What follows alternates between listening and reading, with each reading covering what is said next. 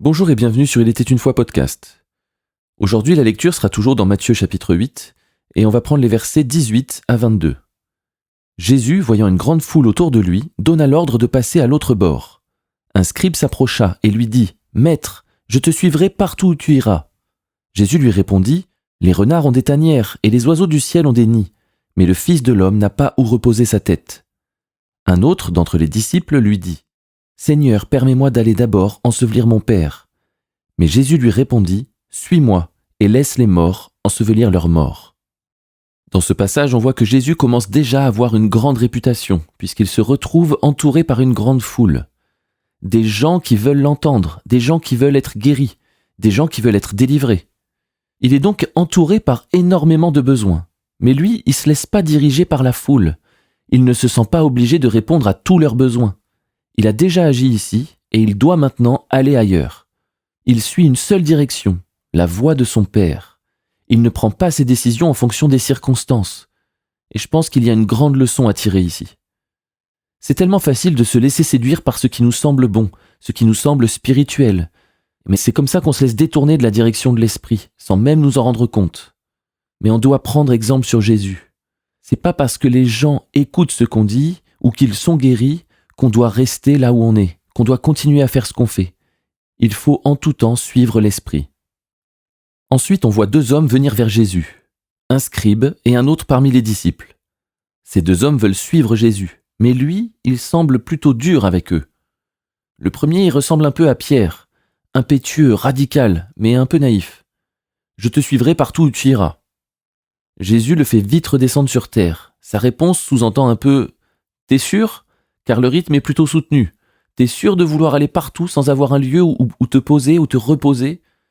On dirait que Jésus cherche presque à le décourager. Le deuxième homme, il veut suivre Jésus également, mais il a un truc à faire avant. Et pas des moindres, il doit enterrer son père. Il vient de perdre son père. C'est dramatique. Il n'a pas le choix que de prendre le temps de gérer et assister à ses funérailles. Mais Jésus n'hésite pas à lui dire non. Il veut qu'il vienne tout de suite. C'est quand même ultra choquant. Et puis cette phrase « laisse les morts enterrer leurs morts ». C'est Jésus, alors on y pense à deux fois, mais ça donne juste envie d'être en colère face à tant d'impolitesse et tant d'indélicatesse. Bon, évidemment, Jésus ne demande pas cela systématiquement à tout le monde. Ce serait pas la bonne conclusion. Le message derrière est tout autre. Nous venons de voir que Jésus avait tout pour rester avec la foule et s'occuper d'elle, de ses besoins, mais qu'il choisit de partir pour suivre la direction de son Père. Il invite donc ces deux hommes à faire de même. L'un veut naturellement le suivre tout de suite, partout où il ira, ce qui semble bon.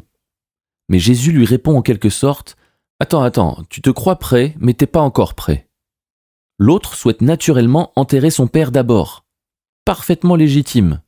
Mais Jésus lui répond « Toi, tu es prêt, viens tout de suite et laisse les affaires terrestres derrière toi, ne t'en occupe pas. » Vous voyez, dans les deux cas, Jésus va à l'opposé de leur tendance naturelle. Cette situation, c'est les prémices du fameux « si quelqu'un veut me suivre, qu'il renonce à lui-même ».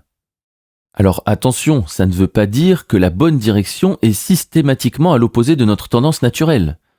Ce ne serait pas marcher par l'esprit que de raisonner comme ça.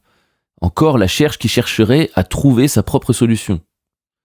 Ça veut juste dire qu'on ne doit pas suivre nos tendances naturelles. On doit suivre la direction de l'esprit, même si c'est complètement à l'opposé. Donc même si parfois certaines choses nous semblent évidentes, tellement logiques, prenons garde de ne pas être dirigés par nos circonstances, nos bonnes intentions, notre raisonnement, car cela nous fera passer à côté du chemin que Dieu a prévu pour nous. Sachons attendre quand il faut et bouger quand il faut. Avec Dieu, il n'y a aucun absolu, aucune décision que nous pouvons prendre de manière systématique ou à l'avance. Nous devons constamment être conduits par son esprit. Alors tendons l'oreille. À bientôt sur Il était une fois podcast.